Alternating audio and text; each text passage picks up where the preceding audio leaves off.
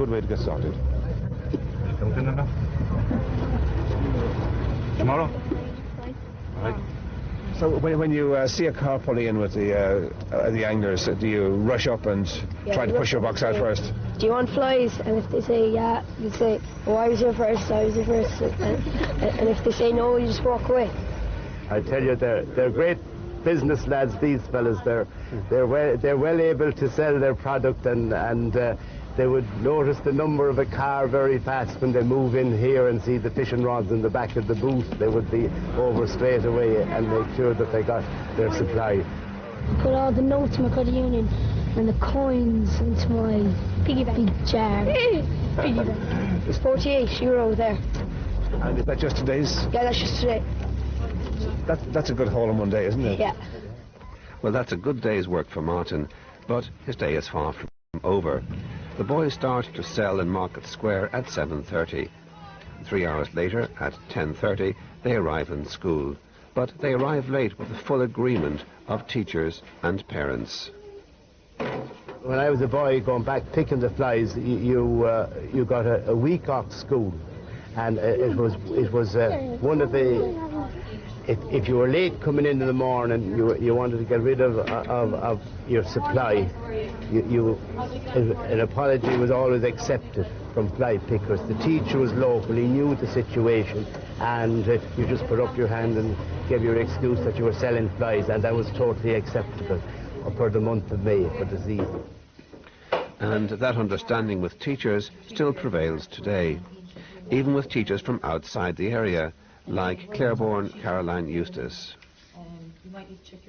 I joined the school in 1998, and I had never heard of a Mayfly before I joined the school, so it's a totally new experience for me, and I think it's very interesting, and it's great for the children, to have the experience, and it's a great tradition, I think, that's carried on here in Oughterard, so, I've no problem at all with them coming in, because once they come in, they play catch-up, and then, they're okay after that. I think it would be foolish for us to try, to be an agent to try and extinguish such a very valuable and old tradition at this stage, over 100 years old. Yeah. What do you like about it? Money. And the DOS of school.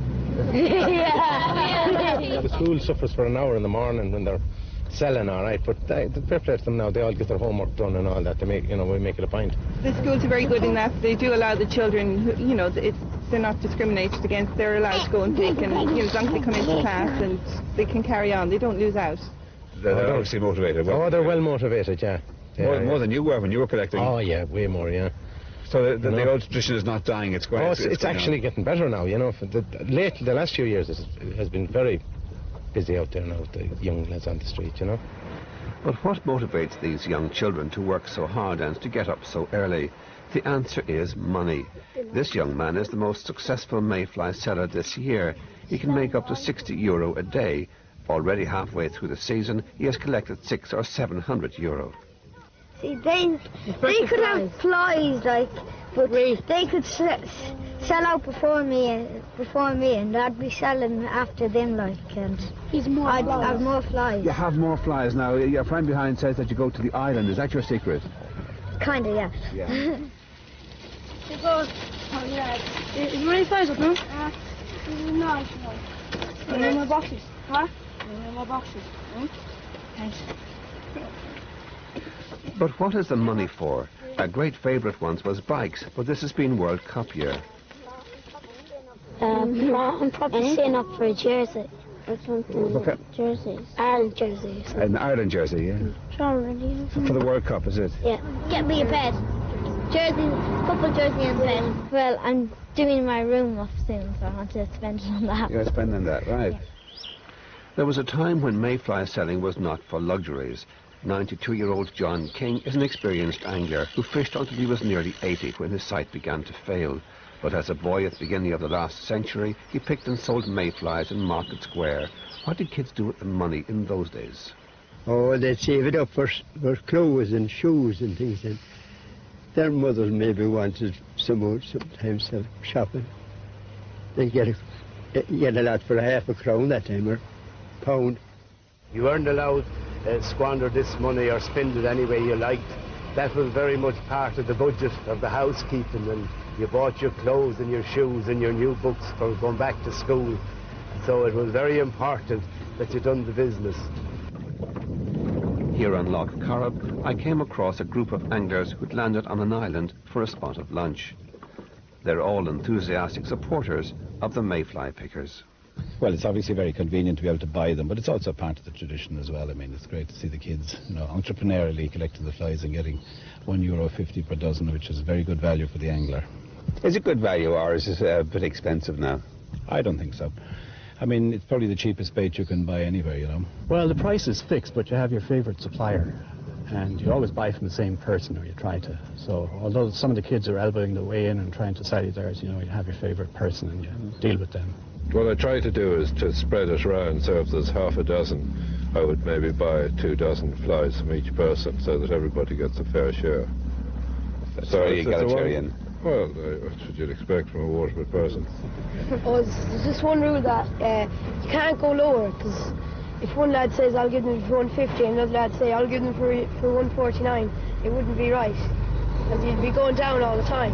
They have a little cartel among themselves and they fix a price and that's it, and it works out better for them. With their little cartel, the boys have fixed their price this year at €1.50 a dozen. Last year it was £1 a dozen. So, like many others, they've taken advantage of the euro changeover. The last 10 or 12 years it's been the same thing, £1 a dozen.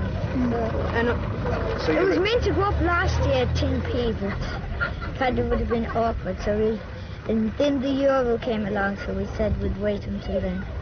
So you waited and you pounced for the euro changeover.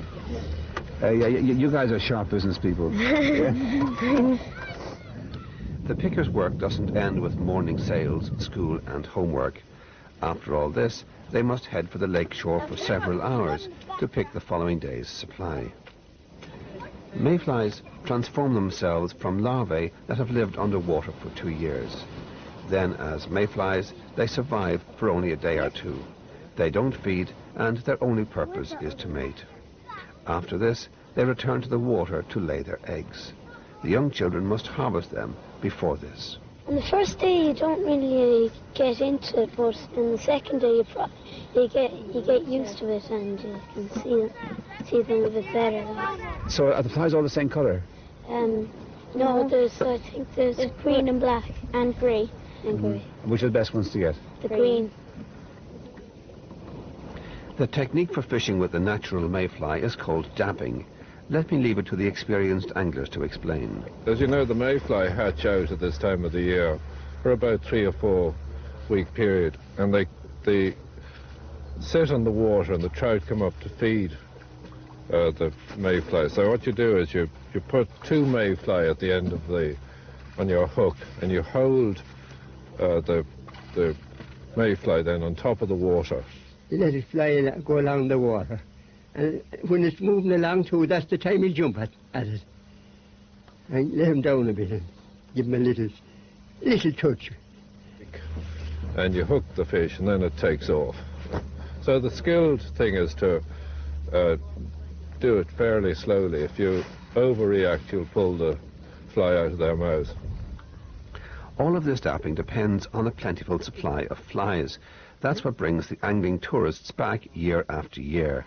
So in picking and selling their flies, the young people of Oughterard play a real role in the business and traditions of their village. Well, that's a dozen minutes. Keep going. It's cute. Hooked on the Mayfly, and that ends the programme for this evening. Do join us again at the same time on Friday next. Until then, from Dunlow and County Donegal, from all of us in the nationwide team, a very good evening.